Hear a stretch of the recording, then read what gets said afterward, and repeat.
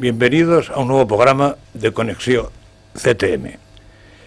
En el programa de hoy vamos a centrarnos a hablar un poco de la innovación al Bages y la innovación en general en Cataluña y en España. Para ello hemos invitado, y les agradezco a todos ustedes que han aceptado la invitación, a expertos de la industria, a expertos de la universidad y a expertos del mismo CTM. Y vamos a tener una charla sobre el tema de la innovación, haciendo las presentaciones de los invitados y yendo clockwise, en el sentido de la aguja del reloj, de izquierda a derecha. Pues tengo a mi izquierda al señor Víctor Borrego, que es el director de calidad de Gestamp. Correcto. Gestamp, que es una empresa muy grande, pero es aquí las correcto, empresas aquí en tenemos en San Pedro. Correcto. A continuación, Caro Lammers, que es el managing director de Raymond Tecniacero. A continuación, también un antiguo conocido de otros programas, el señor Alfonso Menor, que es el director de Recursos Humanos y Sistemas Informáticos de Denso. Son los tres industriales que hemos invitado, y a mi derecha tenemos la parte más académica, tecnológica de los invitados. Por un lado, María Dolores Riera, que es la directora de simulación y diseño innovador en el CTM y también es profesora titular en la Universidad Politécnica de Cataluña. Rosa Gelaguet, ya que eres un fijo del Canal Tronja en distintos programas, pero hoy vienes por ser la directora de la Escuela Politécnica de Manresa, y que eres electrónica y... Un poco de todo, eléctrica. Eléctrica, un poco del lado de los electrones. Sí, nosotros somos más mecánicos. Y luego finalmente tenemos al doctor José María Cabrera, que lleva el área de procesos industriales en el CTM y también es catedrático de la Universidad Politécnica de Cataluña. Bueno, yo les pediría a los industriales que presentaran un poco su empresa, antes de que nos metamos en el detalle de cómo llevan la innovación y tal, pero una visión general de la empresa. Muy bien, bueno, pues Gestamp Metal Valles, como muchos conoceréis, Metal Valles de toda la vida, ¿no? Pertenece al grupo Gestamp, que en la actualidad, trabajamos dentro del mundo de la automoción, sobre todo. Está distribuida a lo largo de todo el mundo, es una empresa multinacional. Ahora mismo estamos hablando de que somos en torno a 32.000 empleados dentro del grupo Gestamp. Y bueno, nosotros aquí, Metal Valles, estamos en San Pedro. Como he dicho antes, es histórico. Nos dedicamos sobre todo al automóvil, prácticamente al 100%, y nuestros procesos son estampación, soldadura, pintura y montaje de componentes, todos para la automoción. Nuestros principales clientes son todos los OEs, todos los fabricantes de producto final. Estamos hablando en torno a Volkswagen, nos puede suponer en torno al 30% de nuestro volumen, General Motors, Ford, el grupo, la alianza Nissan-Renault. Dentro de Volkswagen, desde SEAT, Audi, Porsche, es decir, mandamos prácticamente a todos los clientes. Y en cuanto a tipo de producto, también estamos muy diversificados. Tenemos desde componentes de seguridad, brazo de suspensión, cunas motor, refuerzos, barras de suspensión de puerta, que es lo que nos hace que cuando hay un accidente... ¿En San Pedro estáis especializados en algo? En San Pedro estamos especializados en lo que te comento, estampación, soldadura... Correcto, sí, todo lo que te he hablado es de San Pedro. Es un poco la ventaja que tenemos, ¿no? Es una ventaja que creo que disponemos en cuanto a productos y en cuanto a clientes. No estamos centrados en un solo cliente, sino que cualquier cliente nos permite absorber esta demanda. ¿Tenéis autonomía con respecto al resto de la empresa? ¿O hasta qué punto? Bueno, quizá eso lo hablaremos luego. Eso sí que podemos entrar un poquito más en detalle. Al final el grupo Gestamp coge un paquete de piezas y al final se reparten entre todas las plantas en Europa, en Asia, en Estados Unidos, un poco por todo el mundo. Carlos. Raymond Tecniacero forma parte del grupo Raymond. Hoy hablamos de innovación y Yo creo que el grupo nació gracias a la innovación, porque este año, desde hace 150 años, inventó el botón a presión, lo que tenemos todo en la ropa. Y como siempre, cuando lo ves, dices, pues es evidente, pero bueno, siempre alguien tiene que inventarlo. Y eso lo hicieron. Eso más que una innovación, es un invento ya. Eso, sí, eso es un invento. Sí, porque fue realmente un salto, porque sustituyó pues a las cuerdas y todo esto. Y Agremont Tecniacero, aquí en el Valles, desde el año 72. Y relacionado también con el tema de innovación, yo creo que una de las razones del éxito ha sido que siempre nos hemos centrado en lo que es fijación. Durante todos los 150 años, porque durante todo el recorrido te encuentras con muchas tentaciones de hacer también esto, o por qué no me montas esto, o, ¿no? Pero siempre hemos dicho, no, nuestra especialidad es esto y es un requisito para poder innovar. Y lo que hacemos son pues clips plásticos, metálicos, para la fijación de todos los componentes dentro de la automoción, 95%, pero también dentro de la industria, agricultura, incluso estamos en life science y también en lo que son nuevas energías para las placas solares. Y aquí estáis en San Fruitós, ¿no? Aquí estamos en San Fruitós, sí. Y esto pues con también toda la cadena de valor. Por lo tanto, aquí también tenemos nuestro propio desarrollo, tanto de producto como proceso. Ajá. Volveremos a ello. Denso. Muy bien, pues yo estoy como representante de Denso. Nosotros, nuestra empresa, que tiene el nombre de Denso Barcelona, pues forma parte de este grupo multinacional, que realmente es un grupo importante. Perdona, ¿antes no era Nippon Denso? Sí, sin su origen en el año yo aquí, 89. Cuando vine a Manresa, sí, todo el mundo me hablaba de Nippon Denso. El origen fue, primero no fue Nippon Denso, primero fue Valeo Nippon Denso. Es decir, que era una especie de joint venture que hicimos con los de Valeo, pero eso se quedó en nada. Prácticamente cuando se edificó el edificio ya se terminó este tipo de alianza. Por lo tanto, inmediatamente se convirtió en capital japonés, Nippon Denso en aquel momento, porque el grupo se llamaba Nippon Denso en todo el mundo. Y luego a partir, yo recuerdo, quizás fue el año 96, cuando cambiamos el nombre de Nippon Denso a Denso.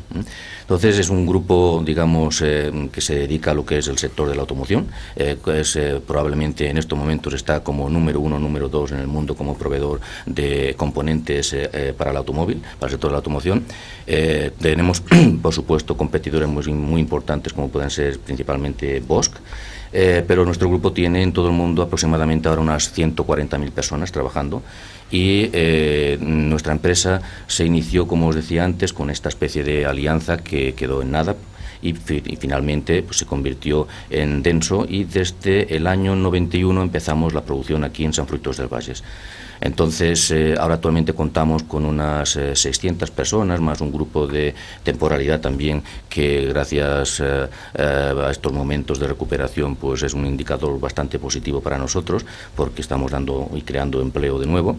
Y principalmente nuestra especialidad y también nuestro valor añadido dentro del grupo Denso es que no tenemos dentro del grupo Denso ninguna empresa que se dedique concretamente al producto electrónico. Nosotros, nuestra especialidad es producto electrónico, y en el resto de empresas de Europa pues hay empresas realmente pues que rivalizan en lo que son. ¿La especialidad aquí o la especialidad de Denso en general? No, especialidad, digamos que Denso tiene empresas especializadas en productos electrónicos en Europa, que es la nuestra, en América, que también hay otra importante, en Tennessee, en Asia, en China, en Corea. Es decir, hay diferentes, digamos, empresas de especialidad electrónica repartidas a lo largo del mundo, pero me refería a que en Europa hay muchas otras empresas de Denso, por ejemplo, que rivalizan en la producción de sistemas térmicos, por ejemplo, ¿no? Aires acondicionados y etcétera, ¿no? Pero nosotros en Europa somos la única empresa del grupo Denso que produce electrónica, cosa que es importante para ir manteniendo pues nuestra, digamos, nuestro potencial, y no tener, pues eso, no tener competidores a nivel europeo, pero no dentro de nuestro propio grupo. me ha parecido entender que hay empresas de Denso que compiten entre ellas mismas. Hombre, digamos que si no compiten entre ellas mismas hay un riesgo de competitividad. Con el mismo producto o con productos similares. Competitividad desde el punto de vista de que, claro, no es lo mismo competir en salarios y en mano de obra en Hungría y poner en una empresa en Hungría que ahora tiene 5.000 empleados o poner una empresa, por ejemplo, en Inglaterra o en España para que se haga el mismo producto. Por lo tanto, digamos que poner una empresa de electrónica nueva en Europa posiblemente pues no pasa de momento por la cabeza del Grupo Denso ponerla, pero sin embargo, si hay algún país que, como sucedió en Hungría, en donde en el inicio, hace unos cuantos años atrás, aparte de que este tipo de productos se podía hacer en Inglaterra, el de sistemas térmicos, o se podía hacer en Italia, pues se estableció en Hungría una empresa debido realmente a una circunstancia y una coyuntura pues de carácter sobre todo laboral, de mano de obra, de coste, y de ahí viene que tengamos 5.000 empleados en Hungría, ¿no? Entonces, digamos que nosotros estamos realmente satisfechos de hacer nuestro producto. Es un producto muy variado. Tenemos sobre todo componentes electrónicos del automóvil pues que controlan, es como el cerebro del coche, ¿no? La unidad de control electrónico que controla todo el motor, unidades de control del aire acondicionado. Tenemos también pues digamos todo lo que es el instrumento, el clúster de instruments que tenemos enfrente de lo que es el coche. Hay productos nuevos y en marcha, como lo que llamamos el Head-Up Display, esto que se ve sobre lo que es el parabrisas. Pienso que es una empresa que, sobre todo, a partir de ahora, después de 5 o 6 años de crisis, pues estamos viviéndolo de nuevo con una cierta motivación, porque bueno, es interesante ver que de nuevo estamos despegando un poquito. Muy bien. CTM y la Escuela Pro de Manresa en este canal no hace falta que se presenten, han sido presentados muchas veces y son conocidos. Con lo cual, bueno, vamos a ir a hablar del tema ya que que es el objeto del programa, que es la innovación, y antes de meternos en un debate me gustaría hacer una pequeña introducción, quizá para nuestros telespectadores aclararles el concepto de lo que es la innovación, porque del I más D más IT se habla mucho, y bueno, los que vivimos este mundo lo conocemos bien, pero probablemente muchos de nuestros espectadores no tienen las ideas tan claras. Y aparte que son términos que son como se solapan, hay zonas de solape entre ellos. La innovación es quizá el aspecto más sencillo, pero no el menos importante. Por innovación se entiende todo cambio producido, toda novedad que no tiene que ser enorme, que una empresa introduce en el producto, en el proceso de elaborar el producto o en la misma gestión y organización de la empresa. Con lo cual, el tema de innovación es un término muy amplio, pero es un tema ya muy sobre el producto final, y es por lo que es tan importante para la empresa, porque se refleja directamente en el funcionamiento y en el profit que la empresa pueda tener. Por lo tanto, en el otro extremo está la investigación, que es buscar conocimiento sin pensar si será útil o no útil, es la ciencia por la ciencia o el conocimiento por el conocimiento, satisfacer la curiosidad humana, y de muchas de esas investigaciones fundamentales y básicas se pueden derivar aplicaciones. El paso del conocimiento fundamental a la primera aplicación normalmente es el desarrollo, es la etapa de desarrollo. Y ya la multiplicación del beneficio de este desarrollo es la innovación. Un ejemplo podría ser el láser, ¿no? Desde el que se dieron cuenta de que la luz coherente y amplificada convenientemente, la radiación electromagnética que emiten gases y sólidos convenientemente excitados, cuando es coherente, es decir, cuando corresponde a una longitud de onda única, y todos los átomos están emitiendo esa longitud de onda a la vez, pues producía una energía y un haz colimado, o sea, bien paralelo y bien que era fácil focalizar. Bueno, pues fue un conocimiento básico, pero luego a alguien se le ocurrió que eso podía servir para muchas cosas, ¿no? Como para soldar, para cortar, para pulir, para hacer tratamientos térmicos, hasta para transportar información, podía tener cantidad de aplicaciones distintas. Ese es el desarrollo. Y luego ya si hago un equipo de soldadura con una tecnología o con otra, con más potencia o con menos potencia, que sirve mejor o para esta aplicación o para aquella, es de hecho la innovación. yo no sé si con esto a los tres pedores les habría aclarado mucho la idea, pero yo creo que era conveniente hacerlo de antemano. Y luego también me gustaría mostrar unas cuantas figuras que pueden ilustrar también y poner un poco el tema en marcha, unas de tipo económico y otras ya centradas en el dinero que se gasta el país en el tema de la innovación. Si vemos la primera figura, bueno, aquí tenemos la evolución del Producto Interior Bruto español en los últimos 12 años, desde los años de bonanza en que el Producto Interior Bruto iba disparado al comienzo de la crisis alrededor del 2008. A pesar de todo, bueno, la bajada del Producto Interior Bruto en estos años pues ha sido del orden del 5%, o sea, tampoco es tanto como parece o se dice de que ha sido una época catastrófica. O sea, el problema ha sido otro, pero el Producto Interior Bruto pues ha pasado de 833.000 millones de euros a 783.000 en los 5 o 6 años de esta crisis. Eso es un dato.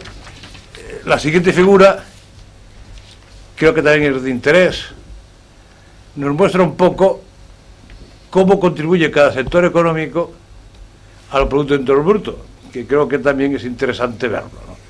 Y bueno, obviamente el sector que se lleva el 70% del producto, o que produce el 70% del Producto Interior Bruto, son los servicios. El turismo, hoteles, restaurantes, bares, servicios en general. O sea, somos un país de servicios en estos momentos. Curiosamente, uno podría creer que en estos años en que se ha hablado tanto del boom de la construcción, que el siguiente sería la construcción, pero no, es la industria. Lo que pasa es que tiene una caída continua, y bueno, en el año 2000 era el 20,8 y ahora lo estamos viendo alrededor del 17. Es una caída suave, pero es una caída. Por eso que ha pasado en España y ha pasado en todos los países europeos. Hay una disminución de la contribución industrial al Producto Interior Bruto de todos los países. Lo que pasa es que otros países estaban más altos de entrada, y creo que Alemania en estos momentos se mueve alrededor del 25% o una cosa así. Bueno, cuando lo que puede parecer, la construcción tiene porcentajes que no parecen tan descabellados, ¿no? Del orden del 11, y uno no entiende que el mundo de la construcción haya supuesto tamaño descalabro económico en el país, cuando en el fondo su caída, pues bueno, ya es baja, es del 14 al 10% en estos años de crisis, pero obviamente tiene una repercusión enorme. Y luego la agricultura. España, cuando yo era pequeño, era un país eminentemente agrícola, y quiero recordar cifras no es que cuando era pequeño me dedicase a ver las cifras, pero luego he leído sobre ello, pues en los años 50-60 casi el 30% del Producto Interior Bruto español en aquella época era agrícola, ¿no? En estos momentos lo estamos viendo entre el 4, si sigue disminuyendo, y está en el 2,5. Pero bueno, es sorprendente de que estamos hablando de la industria, pero la industria representa el 17% del Producto Interior Bruto en España en estos momentos. Con lo cual tenemos que seguir cuidando a los turistas, porque siguen siendo muy importantes, y ahí también hay innovación. Sí. Obviamente, es un tipo de industria en el que también puede haber innovación. Porque hay que hacer esa innovación para que la industria aumente mucho de números, que es lo que nos interesa a todos. En la siguiente figura, por favor.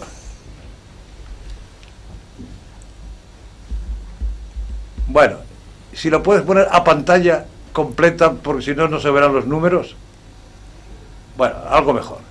Aquí está el número de empresas, según el tamaño, y cómo ha evolucionado en estos años de crisis. Y aquí hay cosas curiosas también. Tenemos que el número de empresas con menos de 10, el número total de empresas pasó de los 2.600.000 que había en el año 2000 a 3.200.000 en la actualidad, con un pico en el 2008 y una caída desde entonces. Pero eso es el total. Por lo tanto, ha habido una caída que es pequeña, si la miras, es del orden del 7% en estos años de crisis de desaparición de empresas. Pero si lo miramos por tamaño de empresas, la cosa cambia mucho.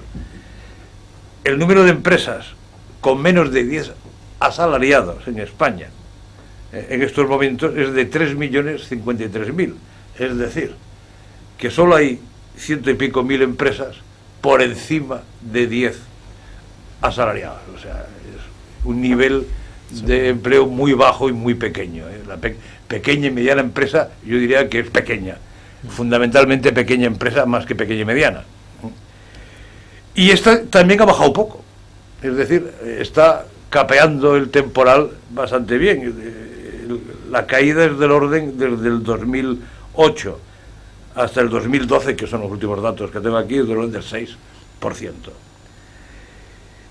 De 10 a 200 asalariados, en estos momentos hay 141.000 empresas. Ya hay, de 3 millones que había por debajo de 10, pasamos de 10, entre 10 y 200 a 141.000, o sea, es un orden de magnitud, más de un orden de magnitud menos en el número de empresas. Y estas ya han tenido una caída del orden del 20 y tantos % en estos años. Es decir, estas han empezado a sufrir de verdad con la crisis. Y finalmente, de más de 200 asalariados, en España hay 5.000 empresas de más de 200 empleados. O sea, de los 3.200.000, solo 5.000 tienen más de 200 empleados. Y esa también ha tenido un descenso. Su pico de 6.500 fue el 2008 y en estos momentos está en 4.000, en 5.000.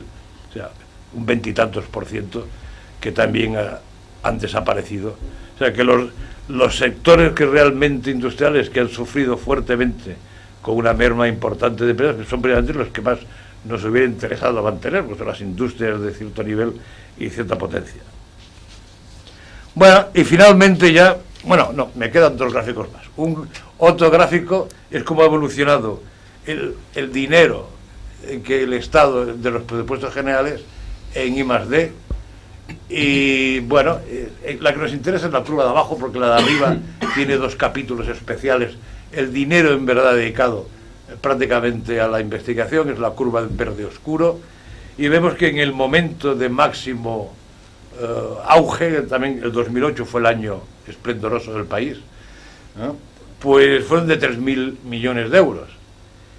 Y en el 2013 es de 1.600, o sea, la mitad, el 50% que el Estado ha recortado de dinero en la I+D, mientras que la caída del Producto Interior Bruto no ha sido ni mucho menos de esta magnitud, fue de un 6%, es decir que, bueno, gran parte del ahorro se lo ha comido la investigación y bueno, o sea que es triste, pero es así.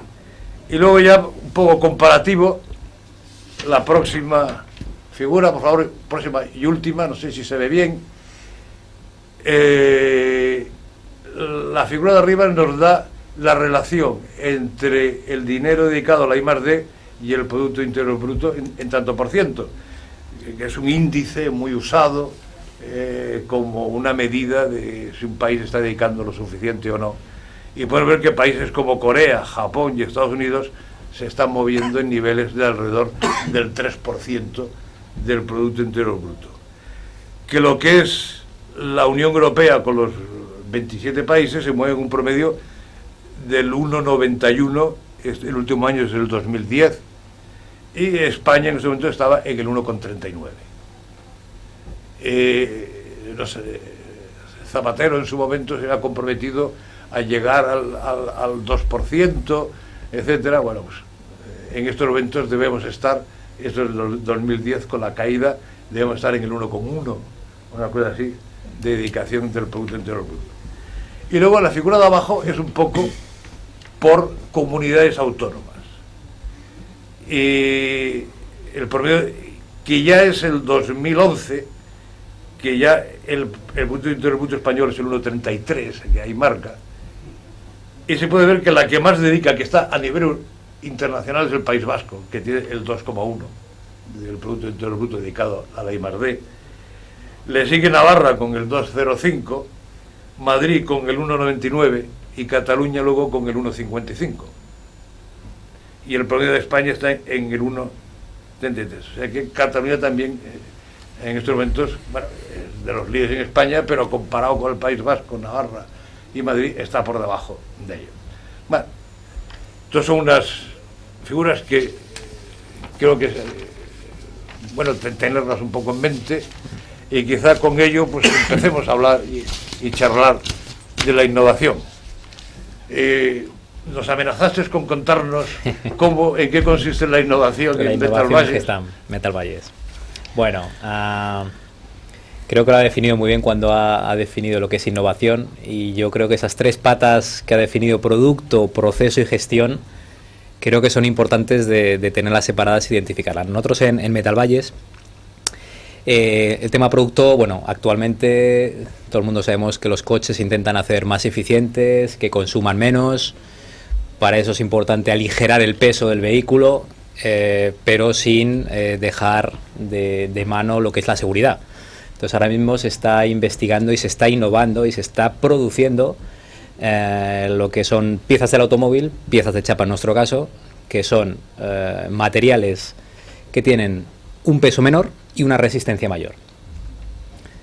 Gestam tiene un departamento de I+D que se dedica un poco al análisis de todas estos materiales, y luego en Metal Valles lo que hacemos es fabricarlo, que muchas veces lo que diseñas realmente luego no es fabricable, pero en nuestro caso sí, lo estamos fabricando componentes para automoción, barras de puerta, traviesas para golpes, brazos de suspensión cada vez más ligeros, con menos peso y con un rendimiento superior, es decir, con una seguridad superior, una dureza superior.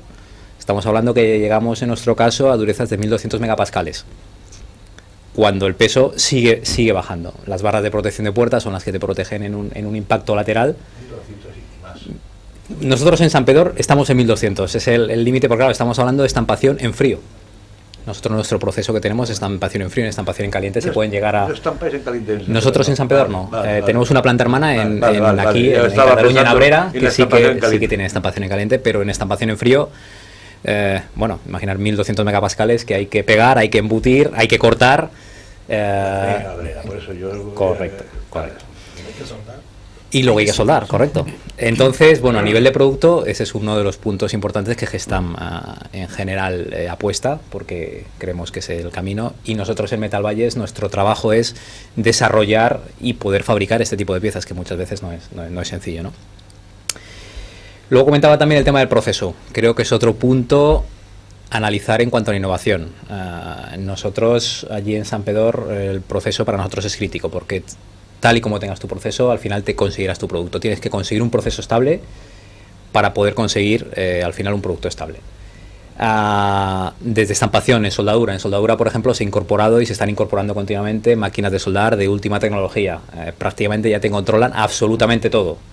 Simplemente tienes que colocar la pieza. Ya no depende de esos soldadores. Nada, su mujer el día nada, antes, absolutamente nada. Que suelde mejor o peor. Absolutamente nada. De hecho, bueno, no sé si luego podremos ver un vídeo y veremos que actualmente la persona simplemente tiene que dejar la pieza en un útil y automáticamente todo el sistema automatizado te saca la pieza para que al final la persona simplemente tenga que coger esa pieza.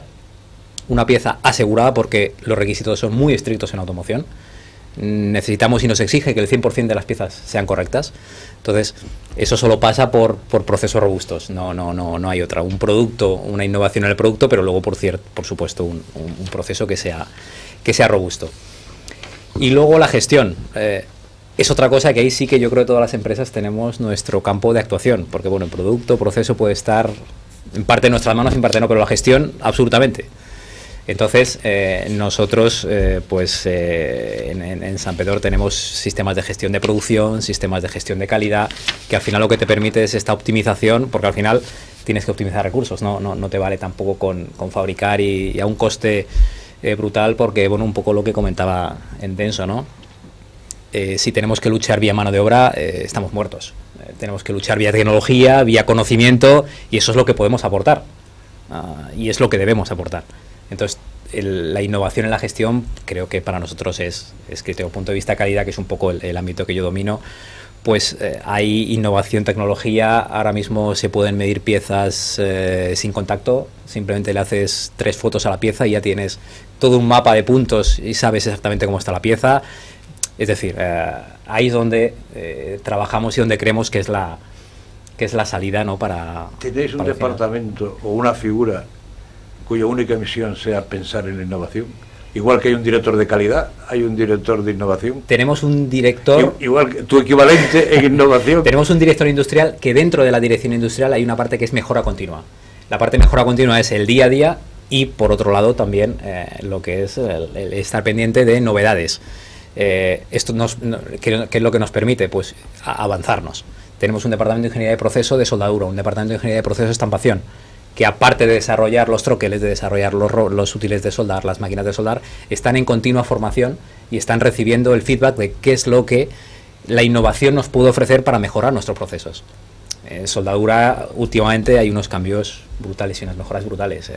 Las máquinas de soldar, como comentaba hace 10 años a las de ahora, pues no se parecen en nada. Ahora puedes controlar absolutamente todo, rampas, potencia, tiempos, puedes hacer prácticamente lo que quieras, ¿no? Entonces sí que hay gente que se dedica exclusivamente a todos estos temas. Lo del soldador de primera...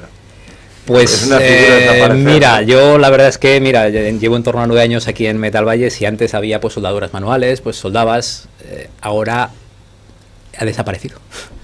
Ahora necesitas personas, ¿no?, que sepan, pero ha desaparecido. Cuando yo entré en SEAT hace mucho tiempo, en el año 74, había toda una nave de soldadores que tenían las pinzas enormes aguantándolas y con el peto, el delantal, y aquello eran todos, no sé si eran todos vascos, pero casi aquello pesaba lo suyo y trabajó durísimo. Desde el punto de vista ergonómico es algo brutal. Y además ponían los puntos donde los ponían, ¿no? O sea, claro. O sea, no había dos coches iguales, porque no tenían sus puntos de soldadura en el mismo sitio. Correcto. Y los puntos quizás no es tan importante que estén 1 milímetro para acá, para allá, pero un cordón de soldadura tiene que unir 2 chapas. Entonces 1 milímetro a la izquierda, 1 milímetro a la derecha, pues ¿ha cogido las chapas o no las ha cogido? Las chapas las prejuntabas con estos puntos para luego poder poner el cordón, claro. Según como quedasen, pues... eran tiempos heroicos.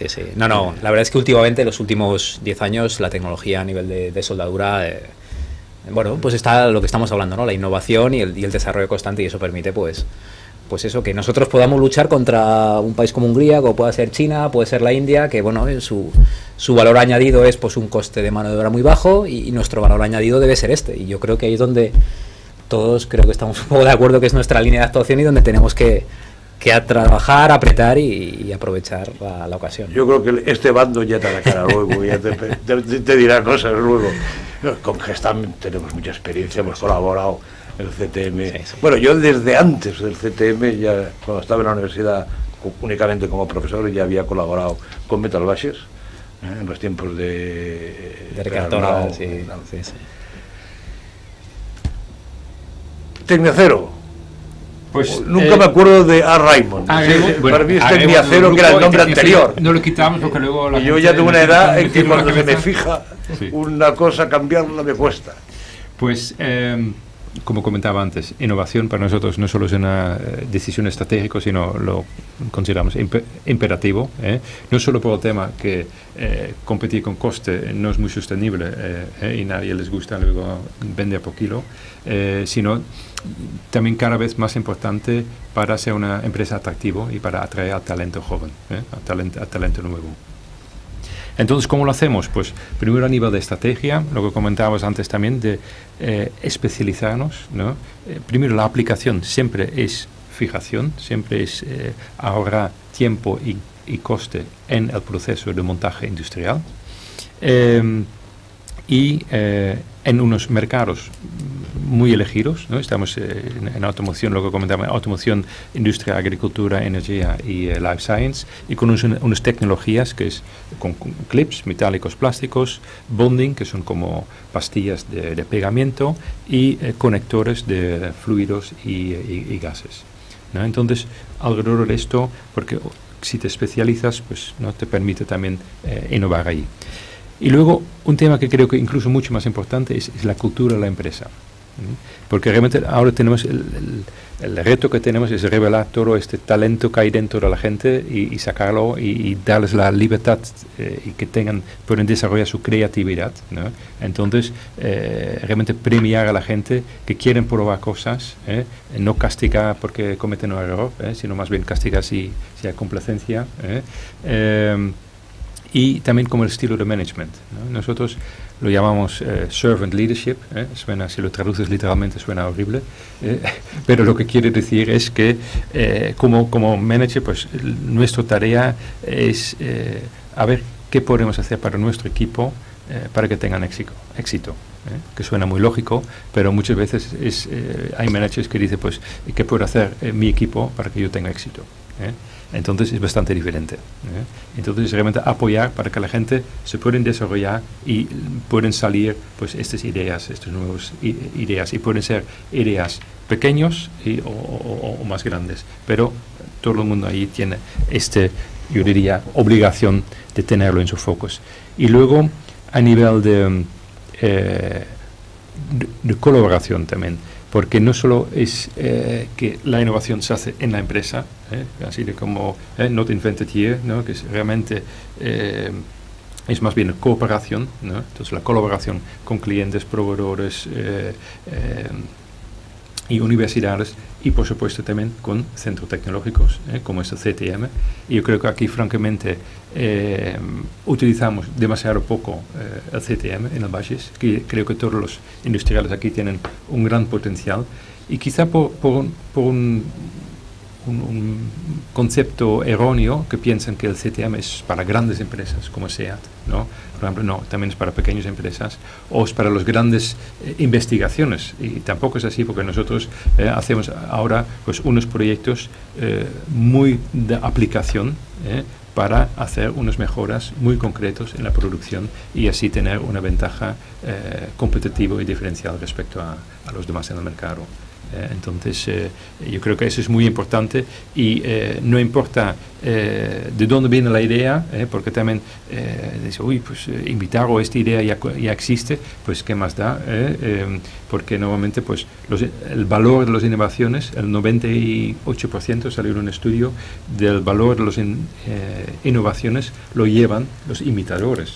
Es como esta mañana leí en el periódico que tarjetas de crédito, ¿no? Visa, ahora hay un 14% de todos los pagos para el consumo lo hacen con la tarjeta de crédito de Visa, pero no han sido los inventores de la tarjeta de crédito, ha sido Diners Club, pero ellos lo han sabido aplicar mejor. Algunos en Madrid las aplicaban muy bien. ¿Cómo dices? Algunos en Madrid. Exacto, sí. De crédito, con mucha creatividad. Muy bien, Un color especial, ¿verdad?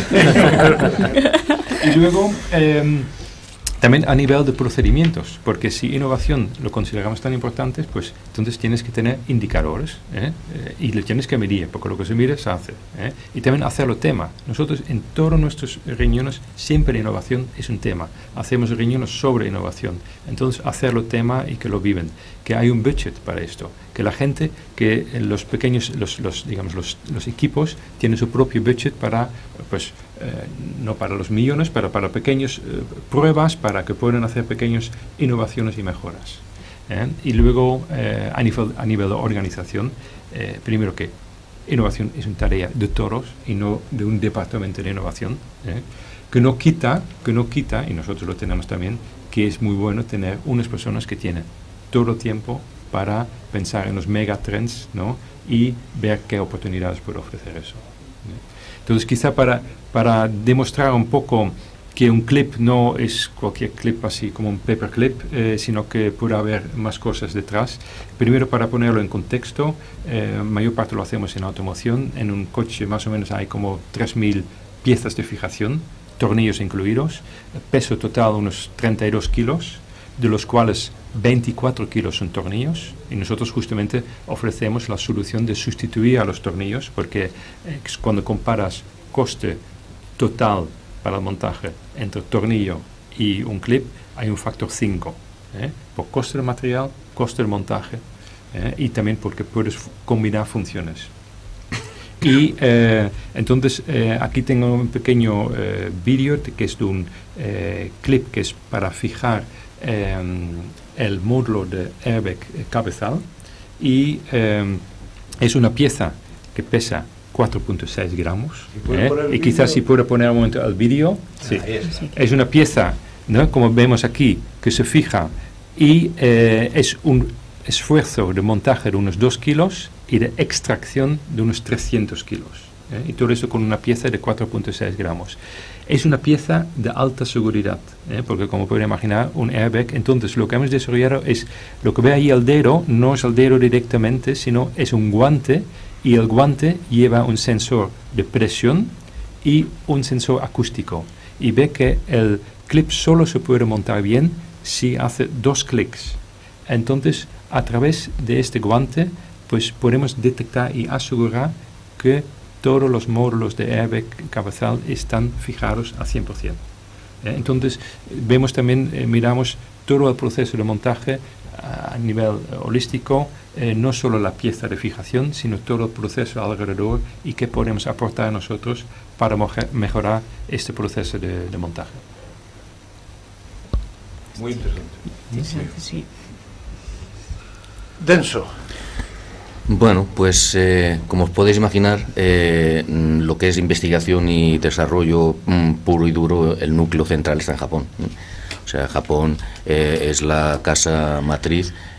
Allí se invierte, como hemos dicho antes, en las gráficas que hemos visto, pues muchísimo más que en cualquier otro país en investigación, en desarrollo, eso es cierto.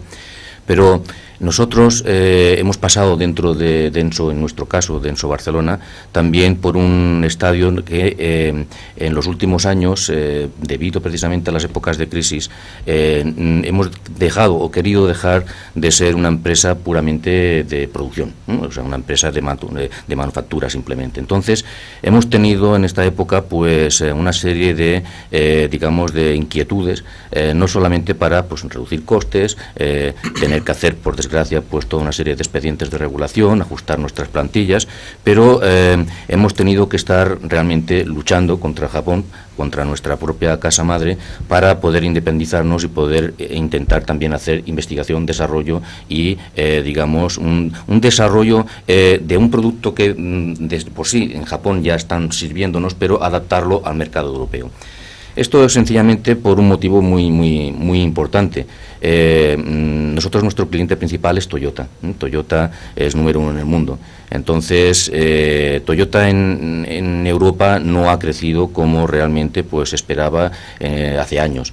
Entonces, todo eso... En Estados Unidos mucho. Sí, mucho, pero en Europa no, y yo creo que es cuestión de diseño principalmente. Es decir, hay mucha gente que cuando compras un coche, muchas veces el diseño, por así decirlo, de los mayores competidores alemanes, por ejemplo, luce más, viste más, es diferente. Entonces, ¿qué sucede? Que en el momento en que nosotros como Denso, nuestros comerciales, nuestras redes de ventas intentan vender Toyotas o cualquier otro modelo, Volvo, por ejemplo, que también es un cliente principal, pues están demandando una serie de retoques al producto que viene implantado desde Japón y que nosotros tenemos que producir. Con lo que en este tiempo, en este periodo, digamos, de crisis, lo que hemos hecho ha sido eso, ¿no? Una lucha importante para poder conseguir una autonomía mayor, para poder empezar a hacer diseño de nuestros propios productos, para adaptarlos al mercado europeo, porque eso es realmente lo que nos interesa para ganar cuota de mercado y otros clientes, ¿no? Entonces, concretamente, ahora acabamos de poner en marcha un centro técnico dentro de la empresa. Hemos hecho una ampliación en donde pues el departamento de R&D no existía y ahora existe, donde tenemos ahora aproximadamente unas 10 personas que se dedican pues sobre todo al diseño del hardware, de lo que es la pieza, digamos, no del software del producto, pero sí de lo que es la materia dura, por así decirlo, y eso tiene también una expectativa importante de cara al futuro, porque si ahora estamos hablando de 10 personas, hay una iniciativa en los 3 años vista hasta el 2018-2020 de incrementar esta plantilla de personal que se dedique exclusivamente a lo que es el desarrollo, sobre todo, de estos productos, ¿no? Buscar una cuota de unos clientes diferentes y ser más competitivos en Europa.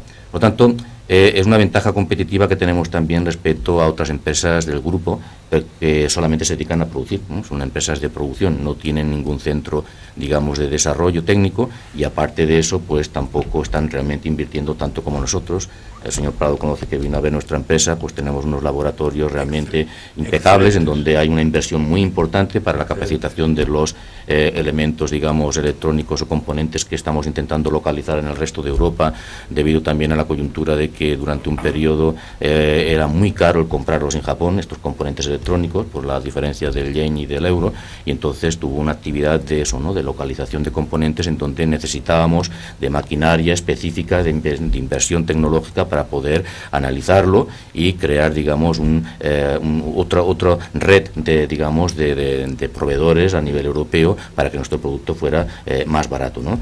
Entonces, sí que se hace, estamos haciendo, no se puede entender, o no podíamos decir, bueno, innovación del 1 al 10, no sé, del 1 al 10 puede ser un 3 o puede ser un 5, no importa, pero es una carrera que iniciamos ahora, y además de producir, pues realmente estamos dedicándole mucho esfuerzo a eso, ¿no?, a esta nueva propuesta en la empresa.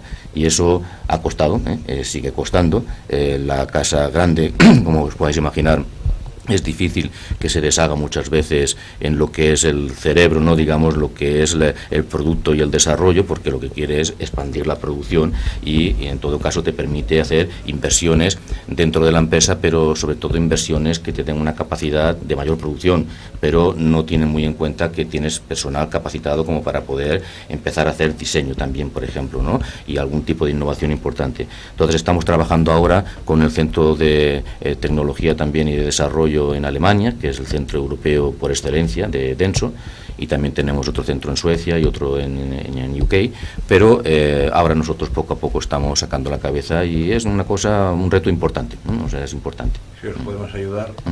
Bueno, sabes que sí que es cierto que tenemos una relación, pero como decía él antes, yo creo que aquí hay, digamos, no se puede llamar un error, ¿no?, pero yo digo que hay poca proactividad por parte de la empresa y por parte de los centros tecnológicos para hacer un acercamiento. Es decir, no es solamente la empresa la que tiene que ir al centro tecnológico, es el centro tecnológico el que tiene que ir a la empresa. Y el centro tecnológico tiene... A mí me han visitado, ¿eh? Sí, sí. Él también, porque yo sé que es cierto, pero quiero decir que tiene que haber esta proactividad. Tienes que, o sea, el centro tecnológico, o los centros tecnológicos, tienen que vender también. Tienen que ir a ver qué es lo que necesita la empresa, porque muchas veces las empresas quedan realmente... Claro, las empresas a veces... Trabajáis en un sector que en nuestro centro le coge un poco de refilo. No, pero Rosa, que es electrónica, con un buen grupo de electrónicos también en la escuela, a partir de ahora no te va a dejar arriba. No, pero es cierto, yo creo que esta relación tiene que ser recíproca, ¿no? No pensemos dentro de las empresas, que también es nuestro error, pensar que estamos invirtiendo mucho dinero y realmente hay veces que inviertes mucho y posiblemente hay gente fuera que te puede dar muchísima ayuda más rápida y mejor, ¿no? Entonces es un problema de concepto, ¿no? Decir, bueno, a ver, ¿hasta qué punto realmente hay algo que yo puedo hacer y que lo hago bien, o hay algo que me pueden ayudar y que seguramente sería rentable para ambas partes, ¿no? Yo creo que esto se tiene que promocionar mucho más, ¿no? Y hay culpa por todos los... No te digo que no haya una gran parte de culpa por parte de los centros también, porque en estos años... Y de las universidades. En estos años de crecimiento del dinero para investigación, cuando Zapatero puso en marcha el programa Ingenio y empezó a inyectar dinero, bueno, entraba dinero fácil, y había grandes proyectos y te metías en grandes proyectos y ibas a grandes empresas. Y bueno, quizá sí que en ese momento descuidamos algo el territorio, porque había facilidad con SEAT, con tal, con grandes empresas, se montaban grandes proyectos y había mucho dinero ahí. Y permitió crecer y tal, y obtener una vida fácil, fue una vida fácil. Y ahora hemos topado con la cruda realidad y la cosa... ¿no? Han desaparecido esas financiaciones, esos grandes proyectos, y entonces es más difícil, ¿no? Y la pequeña y mediana empresa, en mi opinión, ha estado dejada de la mano de Dios, o sea, no ni apoyada por la administración, ni porque no podía tampoco ir a estos grandes proyectos, no tenía capacidad de ir. Yo tengo una pregunta, señor Prado, relacionado con lo que es la inversión. Intervenir también relacionado con la inversión que hemos visto, por ejemplo, en el País Vasco o en Navarra, y comparándolo con lo que es Cataluña. Ya sabemos que hay un centro importante de tecnológico en el País Vasco, ¿no? Y la facturación es realmente importante. Entonces, ¿cuáles son las diferencias reales que podemos encontrar, por ejemplo, allí en el País Vasco y en nuestros centros tecnológicos? Que además ahora resulta que ya sabemos que hay una fusión, ¿no?, entre varios de ellos. O sea, ¿dónde están esas diferencias realmente? ¿En la cultura del propio...? Yo contestáis, porque estáis muy callados. ¿No era un problema de tradición? En el País Vasco era tradicionalmente... Hay un problema de cultura. De cultura, tenido ¿no? mucha más cultura industrial. Mucha más. Y después también hay otro tema que a mí me gustaría también poner encima de la mesa, que es el de que nadie es profeta en su tierra, ¿no? Y que a veces por ser de aquí te crees menos. Y se cree más a un centro tecnológico inglés o un centro tecnológico alemán y realmente en las universidades lo tenemos muy claro hace mucho tiempo que nada que envidiar a la investigación que se hace fuera, al contrario. Pero se conoce poco y, bueno, aparte de que, doctor Prado, los 3 ejemplos son excelentes, desde mi punto de vista yo les quería felicitar porque te das cuenta de que innovar o cambiar las cosas es a base de primero invertir, hacer una inversión en una empresa, que a veces hay empresas que no han querido hacer la inversión o no se acercan por no querer invertir o porque explicaba el de soldadura, si no hubiera invertido en equipos de soldadura soldarían a mano. Ninguna de ellas son representativas de las empresas, de muchos de los millones de empresas que hay. Están todos por encima de 200 trabajadores. La española, que no es normal, vosotros sois también una empresa grande implantada aquí y Denso igual, además. No sois representativos de la pequeña y mediana empresa. Luego me di cuenta, yo cuando digo, tendrías que haber invitado, pero luego también igual se encontraba aquí una situación un poco precaria, si traigo solo uno. Pero los que han hecho un salto cualitativo, si no son ellos, es Olivatorra o es otros, pues es a base de, ¿no? El equipo de soldadura seguro que no valía 2 duros o 2 euros, sino que has hecho una inversión importante pues para mejorar en eso, en la calidad, en el producto final y acercarse a un centro tecnológico o a una universidad, pues a veces también comporta pues tampoco es mucho, pero comporta una inversión que hace la empresa porque cree en una universidad o en un centro tecnológico donde hay personas, a mi entender y por lo que conozco, buenas. Y cuando yo como universitaria y como directora de un centro, cuando mis alumnos se van a Alemania y hacen un Erasmus, he recibido felicitaciones de los centros donde van, porque no tienen nada que envidiar a los que están allí haciendo los cursos o de electrónica o de mecánica o lo que sea, ¿no? Entonces, a veces decía él, ¿no? Nadie es profeta en su tierra, pues a veces es verdad. Nosotros formamos estudiantes, no tenemos las tecnologías que tenéis vosotros pero sí que tienen, cuando decías tú, esos jóvenes que entran con unas bases más o menos sólidas y que tienen la capacidad de cuando conocen dónde están, porque yo creo que para innovar hay que conocer muy bien dónde estás, cuando lo conocen tienen ideas, pues porque salen del caparazón frescos, no tienen ni perjuicios ni están condicionados por nada, se ponen en una empresa y si la empresa da y les dice no, te damos, yo creo que hay chicos y chicas de estos 21, 22 años que son capaces de hacer cantidad de iba a decir inventos, ¿no? Pero de dar mejoras y de mejorar, ¿no? Sí, y otra visión, ¿no? Como dices, es la visión fresca.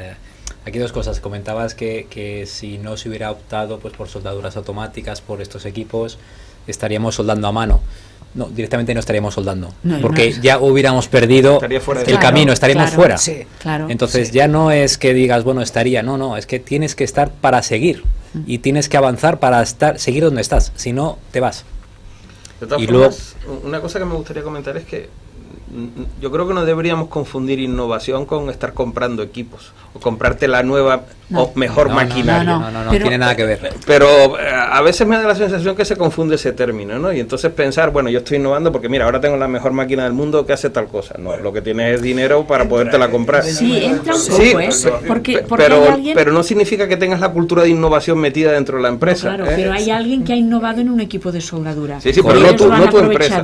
Pero tú estás pensando que tal... Innova, claro. Si cambia y va a un equipo mejor, que le permite una productividad mayor. Tú estás gestionando y estás mirando más allá, estás teniendo una visión estratégica y dices, es que yo como siga aquí, no tengo un futuro. Entonces, ¿qué me da el mercado? ¿Qué me dan los centros tecnológicos? ¿Qué me da la tecnología? Yo entendería más innovación, que todo y eso que es correcto, traerse la máquina, el que tú entonces ahora te pegues al fabricante de las máquinas de soldadura para decirle lo que necesitas para que él vaya todavía más allá. Para que te es que es así, es así. Ya casi que iría en desarrollo. Es que es así. Bueno, un ejemplo que tenemos, que nosotros tenemos una colaboración con un fabricante de inyección de plástico, y juntos con ellos ahora estamos pues desarrollando y mejorando pues una máquina en 3D, pero que inyecta con material definitivo, porque ahí siempre está el tema para hacer luego las pruebas y tal, que entonces es lo que tú dices, que es desarrollar no solo tú ahí dentro de tu despacho, sino con, pues en este caso, con el proveedor. Es innovación colaborativa, claro. Correcto. Es que es la clave. Y bueno, eso es un cambio que ha habido en España tremendo. Quizás tú puedes contar un caso tuyo de hacer una investigación primero con una tesis doctoral y acabarlo aplicando en empresas en una del Valles. Valles, el tema del plástico de formación. Sí, creo que es un caso bueno, típico de... Es la forma de un poco de...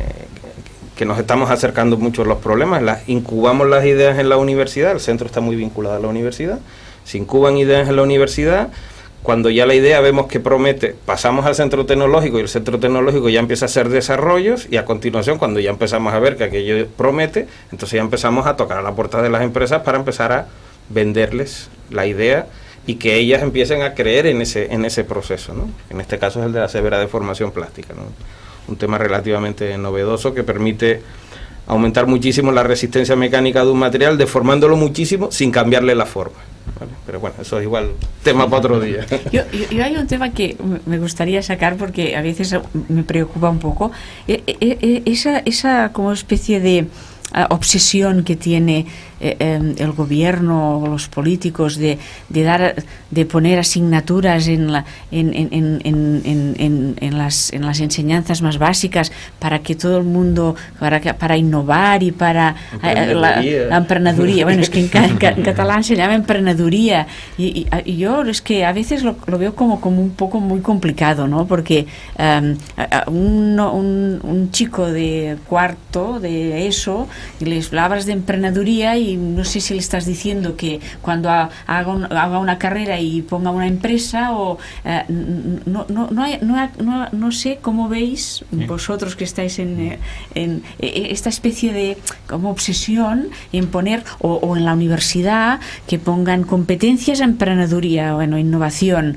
El chico, y perdonar que sea un poco así muy clara, el chico tiene que tener las bases, tiene que saber, un ingeniero, tiene que saber física, matemáticas, cálculo, el álgebra, la teoría de circuitos o lo que sea, la mecánica de fluidos, la mecánica y bueno, y la emprendeduría, pues... eso es una actitud. Sí, es que es lo que quería... Sí, porque el tema de innovación no es en cuestión que lo aprendes, claro, no coges un libro, sino es lo que comentaba antes, como en la empresa, es lo que tú dices también, es tema de comportamiento, de actitud y de cultura. Y yo creo que el origen o la base lo tienen los niños pues ya en el cole, donde aquí pues tiene más el estilo de aprender las cosas así de memoria y que hay así todo mucho más cerrado, y en otros países o otros filosofías de enseñanza es más pues de desarrollar un tema, claro, y para que realmente desarrollen, claro, su creatividad y que despiertas también curiosidad, y que fomentas esto, y yo creo que esto es la base y todo el resto viene creo que el hecho de, cuando estabas hablando de eso, yo no sé exactamente qué disciplina se imparte o qué contenido tiene esta emprendeduría que llamáis, ¿no? Pero lo que está claro es que una persona, cualquier estudiante, cualquier, digamos, futuro empleado de cualquier empresa, pues está claro que tiene que tener lo que muchas veces hemos discutido, ¿no? Una aptitud, porque tiene que tener eso, pero luego tiene que tener este tipo de competencia, ¿no? De actitud. Es decir, esta persona no solamente tiene que ir a parar a una empresa diciendo yo soy muy bueno en esto y he sacado un 10 en tal asignatura. Esto no vale. Esto, a ver, vale relativamente, pero lo que vale dentro del mundo empresarial es una persona que luego tenga una actitud enfrente del trabajo y una relación con las personas y una forma de trabajar en donde dices, esta persona es la que vale para mi empresa. Entonces, claro, ¿hasta qué punto eso es bueno, lo que se enseña o no? Yo pienso que sí, esto de querer creer. el tiempo pasa inexorable, imparable. Me pasa igual al final. Y me avisan que el tiempo del programa ha acabado, como siempre, en lo más interesante. Sí. Y yo os agradezco mucho la presencia y quizá os amenazo con invitaros en un programa en el futuro de nuevo y seguiremos hablando de la innovación. Gracias a todos. Gracias. Muy gracias. Muchas gracias.